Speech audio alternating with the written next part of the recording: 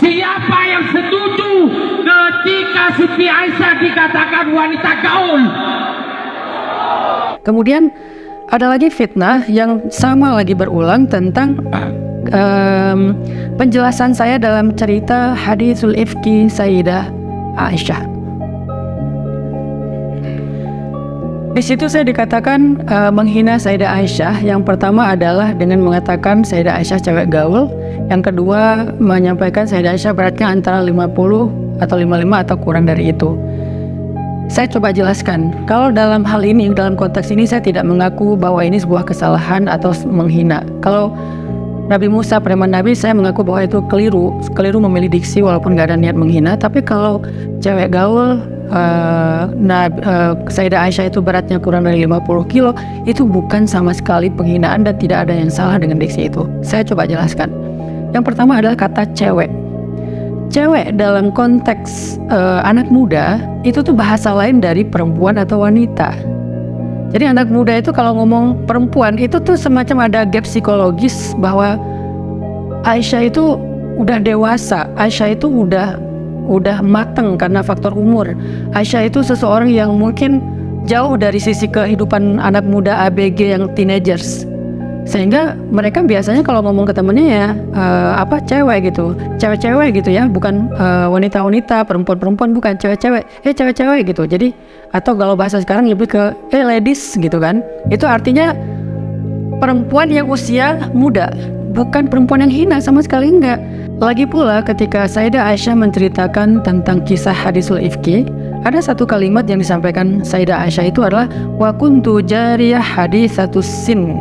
Aku waktu itu masih belia dan masih jariyah itu kayak anak muda gitu, masih muda dan belia usiaku. Artinya kalau bahasa sekarang tuh masih anak belasan tahun, masih teenagers. Nah, kalimat ini saya pengen highlight, pengen saya munculkan ke permukaan di hadapan anak muda supaya jamaah saya, followers saya, anak-anak muda yang sedang mendengar taklim saya itu yang usianya di bawah 25 tahun ngerasa bahwa mereka itu seumuran dengan Sayyidah Aisyah. Mereka itu nyambung dengan Sayyidah Aisyah, bukan orang tua yang lagi dijadikan role model anak muda, bukan, tapi seumuran. Dan saya ngejelasin juga di kesempatan yang lain bahwa Sayyidah Aisyah walaupun umurnya masih belasan tahun, masih teenagers, tapi beliau itu udah punya kehebatan karya luar biasa. Beliau adalah dokter ahli bedah di antara para sahabat. Beliau ahli hadis, ahli fikih. Di usia 14 tahun itu beliau sudah melakukan pembedahan bedah besar loh, spesialis bedah. Kan itu keren kan? Artinya menjadi dokter di usia 14 tahun, teenagers, cewek yang luar biasa. Nah, ini sebuah pujian di usia beliau udah hebat. Itu maksud dari kata cewek, bukan menghina beliau. Ini jauh sekali dari pemahaman yang tepat tentang kata-kata tersebut. Kemudian gaul. Kenapa gaul itu identik dengan negatif? Saya nggak setuju kalau gaul itu kesannya selalu negatif. Anak muda itu jangan selalu kita hakimi seolah-olah semua tentang anak muda itu negatif. Gaul itu nggak selalu negatif loh. Bahkan di dalam hadis kita mendengar ada sebuah sabda Rasulullah SAW, dan ini hadis sahih derajat Ibnu Majah, Tirmidzi, Ahmad. Apa kata Nabi? Mukmin yang bergaul dengan manusia dan bersabar atas gangguan mereka itu lebih baik, dalam riwayat yang lain, a'zamu darajah, lebih tinggi derajatnya daripada mukmin yang tidak mau bergaul dengan manusia dan tidak sabar atas gangguan mereka. Kata para ulama pensyarah hadis, di sini Nabi sedang menjelaskan tentang fadlu mukhalatatin nas, keutamaan bergaul dengan manusia. Ternyata bergaul dengan manusia itu kebaikan, keutamaan malah. Jadi anak muda, perempuan, usia belasan tahun, tapi cukup eksis. Kan bergaul itu artinya eksis. Eksis di tengah masyarakat. Artinya eksis di sini bukan banyak followers, tetapi dikenal banyak orang karena kebaikannya. Sehingga saya ingin menyampaikan ke cewek-cewek, ke anak-anak muda yang perempuan seusia Sayyidah Aisyah itu, tahu nggak kalau Ibunda Aisyah itu, beliau itu adalah cewek yang di kota Madinah dikenal oleh semua orang miskin. Nggak ada satupun orang miskin di kota Madinah yang nggak kenal Sayyidah Aisyah. Nggak ada anak yatim yang nggak kenal Sayyidah Aisyah. Nggak ada orang susah yang nggak kenal Sayyidah Aisyah. Di antara ceritanya ada ibu dengan dua putrinya datang minta tolong karena belum makan kepada Sayyidah Aisyah. Lalu Sayyidah Aisyah memberikan 3 kurma yang ada untuk beliau buka puasa. Ini menunjukkan betapa Sayyidah Aisyah itu sangat dikenal dengan kebaikan, sangat eksis di tengah masyarakat, dan eksistensi dan pergaulan Sayyidah Aisyah itu menunjukkan betapa tinggi kepedulian, care, empati Sayyidah Aisyah kepada orang lain. Itu yang disebut dengan gaul. Jadi gaul itu bukan hanya belanja, bukan hanya nongkrong, bukan hanya hedon, bukan. Tapi gaul di sini artinya beliau care, peduli, empati, membantu, eksis di tengah-tengah orang susah. Inilah yang disebut dengan gaul. Sehingga kata Aisyah cewek gaul, kalau kita dengarkan secara lebih panjang, itu maksudnya masih muda, udah banyak membantu orang, kepeduliannya terhadap orang susahnya luar biasa, beliau eksis dengan kebaikan-kebaikannya. Itu role model yang keren banget untuk anak-anak ABG gitu. Jadi kalian yang masih SMP, yang masih SMA, yuk jadi Sayyidah Aisyah yuk gitu, dengan cara bergaul kepada orang yang susah, peduli, bantu mereka, jadilah orang yang punya karya, akses dengan kebaikan, menginfluence kepada kebaikan gitu. Itu sisi yang saya ingin tampilkan tentang Sayyidah Aisyah. Jadi agak aneh kalau dituduhkan itu sebagai sebuah penghinaan. Nggak sama sekali, pertama niatnya nggak, kedua kalimatnya juga bukan kalimat penghinaan. Cewek bukan kalimat penghinaan, ini saya ralat, saya nggak setuju. Gaul juga bukan kalimat penghinaan, bahkan gaul itu kalimat yang mulia. Fadlu mukhalatatin nas, keutamaan bergaul dengan manusia, dengan hadis riwayat Ahmad, Ibnu Majah dan Tirmizi tadi. Kemudian ada lagi istilah berat Sayyidah Aisyah. Coba kita baca. Nih teman-teman yang protes atau yang menjadikan ini sebagai fitnah, ini saya pikir harusnya kita sebagai sesama santri nih. Kebenaran saya juga belajar di pondok 6 tahun, lalu melanjutkan di Mesir. Kita sama-sama baca kitab tafsir. Gak usah yang susah-susah deh. Baca kitab tafsir Ibnu Katsir, Qurtubi. Di sana tuh udah banyak banget penjelasan tentang cerita ketika Sayyidah Aisyah difitnah selingkuh, hadisul ifki. Nah, saya bacakan beberapa petikan dari kalimat yang saya ambil dari kitab tafsir Ibnu Katsir dan Qurtubi ya. Di antaranya, ketika Sayyidah Aisyah sedang mencari-cari kalung beliau, maka sekelompok orang, rahtu itu sekelompok orang, 3, 7, 10 orang, wa aqbala rahtul ladzina kanu yurahiluni.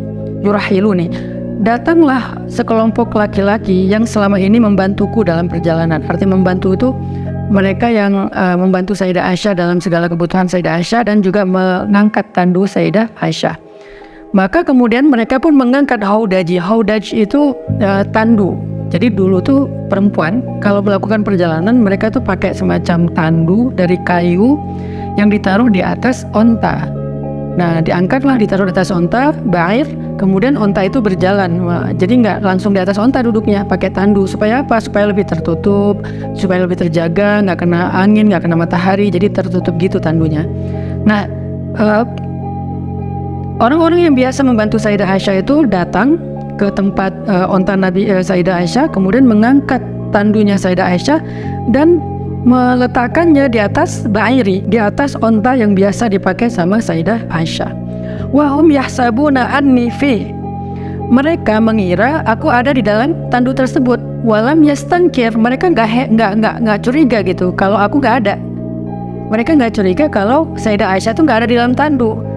Nah, ketika saya mengikuti kuliah tentang tafsir dari surat An-Nur ini di Al-Azhar, doktor tafsir yang mengajarkan kajian ini kepada kami menceritakan bahwa di Arab itu rata-rata tandunya itu beratnya sekitar 60 sampai 80 kilo, itu beratnya tandu.